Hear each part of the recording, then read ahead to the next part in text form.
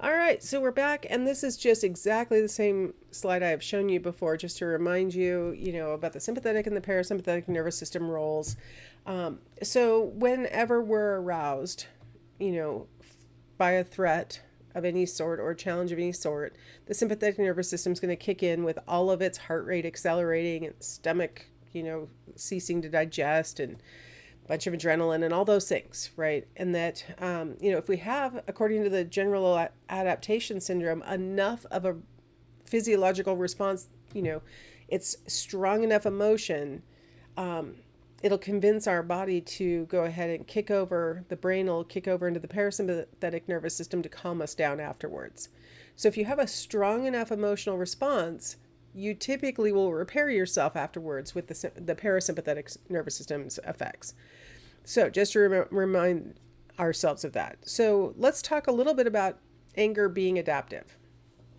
It's a natural adaptive response to threats. I mean, it is how we were designed, right? It inspires powerful, it can be aggressive feelings and behaviors, right? There are times when it is completely appropriate to respond to the stimulation with aggressive feelings, like maybe you want to hurt somebody but you don't, but maybe it's even in certain circumstances appropriate to actually harm someone else, right? Like it might be the correct thing to do given the threat. So what anger does for us is it allows us to fight and to defend ourselves when we are attacked, ideally, right? Not when we decide to be an attacker, but that's unfortunately part of humanity also, right? Is to be the attacker. But ideally, it's there to protect us when, sweet, lovable us gets attacked by, somebody who's not sweet and lovable. So I thought I'd share with you some examples of how natural it is, right? So here, there was this male turkey, this Tom turkey in Washington, D.C., who was just not having it that people were passing by his territory on the bike trail. And, here's this poor lady trying to fend off this Tom turkey as she's riding. I don't know why I didn't see the lead up to how, like, why you would end up getting off your bike when the Tom was attacking you, but it must have been very threatening and very scary because she got off and she's like fending him off. But he feels very, I don't know if the word, I always feel uncomfortable giving animals, human emotional labels like angry. I mean, I don't know if he's angry or just, wanting to defend his territory, but he is behaving aggressively for sure. And then see her adaptive mechanisms allow her to not just get attacked and scratched and, whatever bad things a turkey can do to us. She can fight back. Our own pets can sometimes be pretty aggressive. I don't know if you saw this one where this guy walked out into his own yard in Australia and this kangaroo started attacking him, and the human ultimately won the boxing match, and chased off the kangaroo, and it was like a literal fist to fist boxing match between this guy and this kangaroo. But he was surprised to be attacked by a kangaroo. The kangaroo was, let's just say, angry for some reason. I don't know if the kangaroo had, I don't know if you call the females pregnant in marsupials. Oh no. If he had a mate with a joey. I'm not sure if he was protecting. I don't know what was in the kangaroo's mind, but he behaved in an angry and aggressive way, and the human had to respond like that, and that protects him that he has that mechanism. Here we have a goose attacking a hiker. Of course, my personal favorite, because I was so desperate to get kittens. I wanted kittens so much, and my daughter's allergic to them. So she got married, left the house. I'm like, I'm gonna get some kittens.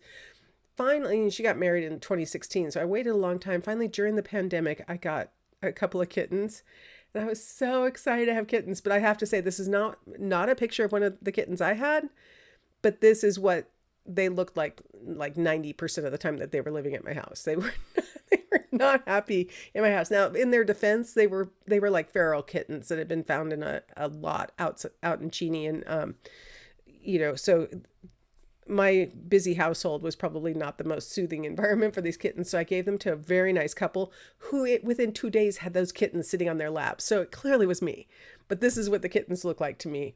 90% of the time. Like, don't touch me, don't pick me up, back off, lady. I will sleep on you while you are asleep. And that is all you will know that I exist. It's a very unfulfilling relationship. Anyway, so you can tell I'm kind of still angry about it, but they were definitely angry. And then even, the insect world has, attack, right? These are some ants. These are not the right kind of ants that I'm allergic to. I'm allergic to fire ants that all I did was put my foot near their hill and two of them came out and bit me and nearly killed me. So awesome times. This was down in Florida, and this is why I don't live in the Southeast anymore. But, this natural instinct to protect, this natural instinct to retaliate when wronged, to defend yourself when physically attacked. These things are very natural and very adaptive. If you didn't have it, you could, maybe get killed by a turkey. I mean, that sounds a little humiliating, doesn't it? So now that we can agree that it has its benefits, it's probably natural. Where I think we get into trouble is when we are not necessarily responding to actual attacks and we're responding with anger. There's something called trait hostility. It's something that we think people differ on. Some people are more, for lack of a better word, colloquial term, right? Hot-headed than others are. Some people get angry much more easily than other people do. They not only get angry more easily, they tend to, the anger that they express tends to be more intense than people who get angry more slowly on average. And so there's just some people are more, higher on this trait of hostility. It could be that they're chronically irritable and grumpy. That's one way that this might manifest itself. Like there's just everything just sort of annoys them and, everybody's stupid and, it's just get off my lawn and like that. It could be that instead they're just like, I just hate people. I don't want to be around anyone else. They might seem super sulky. Do you want this or that for dinner? I don't care. Do you want to go here or do you want to go there? I don't want to go anywhere. I don't like any of it. And not in a depressed way, just in this sort of sulky, everybody's annoying kind of way. They might even get physically ill as a result of their trait of hostility. So it's not always that they're acting really angry. It might just be these other degrees of what's going on. On average, people with higher trait hostility have a lower tolerance for frustration. Like it takes very little for them to feel frustrated. Just the smallest little thing and they're like, okay, that's it. See, I knew it wasn't going to work. Why do I even bother? Everybody else is stupid. It's not going to work. There's this sort of sense of entitlement that goes along with the trait of hostility that makes them feel like I shouldn't have to be feeling like this. Like I shouldn't have to wait in line. I shouldn't be in traffic with all these other people, all these idiots who are in front of me. I shouldn't have, right? I shouldn't have to be inconvenienced for everybody else. These annoyances are for other people. They get particularly infuriated if the situation seems unjust towards them. Like they can be super dismissive of other people. They can be super critical of other people. But if somebody criticizes them, particularly in front of other people, oh, that's unjust. That is unfair and complete grounds for fury at this point. Like my criticisms of others make sense and they deserve it, but criticisms of me don't make sense and I don't deserve it. And certainly not in front of other people. You should have pulled me aside if you wanted to say something. Of course, I berate you all the time in front of other people, but if you have something to say about me, you need to pull me in your office and we should talk about this privately. So there's this sort of general sort of feeling of entitlement in that way, that they shouldn't have to experience the negativity that they put out. So when we look at people who have, high trait hostility, they tend to show a cognitive processing bias, which makes them more likely to interpret ambiguous situations as hostile situations, as frustrating situations, as annoying situations, right? Like everybody else is just sitting here and we all recognize that we have to wait in line at the DMV and we're all sitting here doing it. We all took off from work or we all took off from our one day of the week that we have off from work, on a weekday, and we chose to go sit in the DMV to renew our driver's license and we're all doing the same thing. But the person who's high in trait hostility looks at that situation as the incompetence of the people working at the DMV, or the stupidity of all the other people who are waiting in line because why did they all come the same day I came? These kinds of things. So these are ambiguous situations, or even neutral situations, or even, just completely benign situations. But the person who's high in trait hostility looks at it through a lens of how is it designed to basically mess with me. That justifies in their mind their hostile reaction. Like, that's fine. It makes sense that I would be feeling hostile and that I would behave in a hostile way, because, look at this hostile situation. I walked into this situation and it like attacked me, even though it was just being a normal, ambiguous, benign situation. For some people with high trait hostility, it can, they may react in a hostile, snarky, snappy kind of way, and that could be it. For others, it might move on to even more like physical aggressive kinds of behaviors, where they might fight with people and things like that, destroy other people's property. So what we're really going to focus on is the actual hostile reaction. So I wanted to share with you some things that people do and say that might sound familiar, that are different categories of hostility. So there's direct challenges that they might say. If you ask them something, they might, instead of answering the question, they say, "That's a stupid question." Like, that's kind of directly challenging you as a competent person for having asked them that. An indirect challenge might be, you've made a decision and they say, "Yeah, I wouldn't have done that," or "I wouldn't do that." Sort of letting you know that you're not quite as good of a decision maker as they are. Irritation, it's usually not words that they say, but more how they act. They, use an exasperated tone of voice when talking to you. They might roll their eyes, in response to something that you say, because it's just, what you said is so stupid. Ugh. They may monitor for annoyances for them to get annoyed about. So they're standing in line at the 10 item or less checkout line, and they're looking ahead and like counting how many items are in the other people's baskets so that they can get irritated about it. Like, it really doesn't matter in the big scheme of things.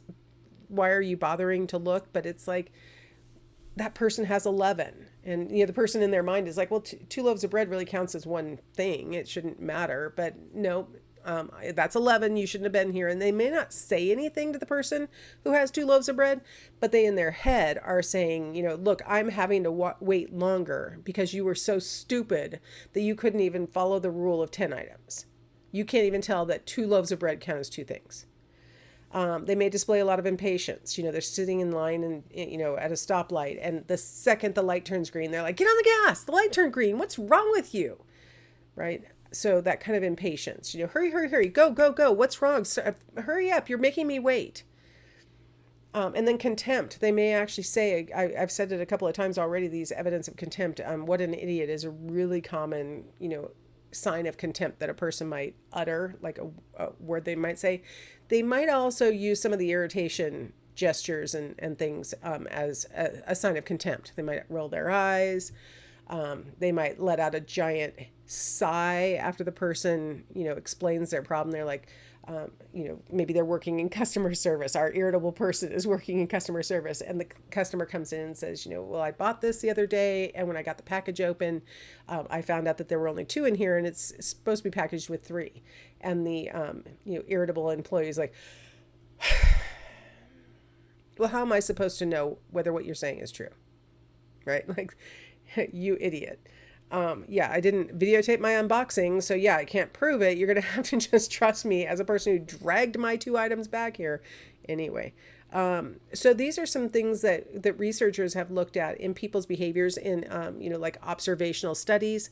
There are some hostility scales available on the internet. They're like 50 items long. So if you're interested in taking one or having someone take one, they are really long. So that's why I'm not embedding them into our materials. They're pretty long, but they tap into these components of hostility, right? Like these tendencies to do these kinds of behaviors. What's interesting is that the hostile person doesn't really mind admitting that they do monitoring for annoyances, or uttering words like "that's a stupid question" in response to a researcher asking them something about their behavior. They don't mind doing it because they honestly believe that they're justified in having this degree of hostility towards these situations. So they don't like censor themselves like you might expect. Well, who is going to take a 50-item scale and tell the truth about how impatient and how irritated they are and stuff like that? Well, it turns out that they'll just they admit it because they think that it's a fine thing to be displaying. All right, I'm going to just wrap up this topic of hostility by talking about the links between hostility, chronic hostility, and then heart disease. For a long time, going back into the 80s, there has been this kind of connection between a hostile approach to the world and then coronary heart disease. And this study looked also at total mortality, your likelihood of dying. And this one, they followed for 33 years. So it was published in 1989. So they had started following students, in the 50s in order to conduct this study. With this one, the association of anger and hostility with future coronary heart disease. And this was a big meta-analytic review of everything that had been kind of published on the subject up until now. And they found that, yeah, people who were higher on hostility were higher on coronary heart disease later on. Now, I found one study that, refuted the claim. This is from 1986. And they found that in a study of 478 physicians, when they followed up with them 25 years later, I almost said 478 years later, they found that there wasn't a correlation between hostility and coronary heart disease. So they were like, well, maybe hostility isn't the critical factor. But I would like to argue something that might be really modifying on this 1986 article.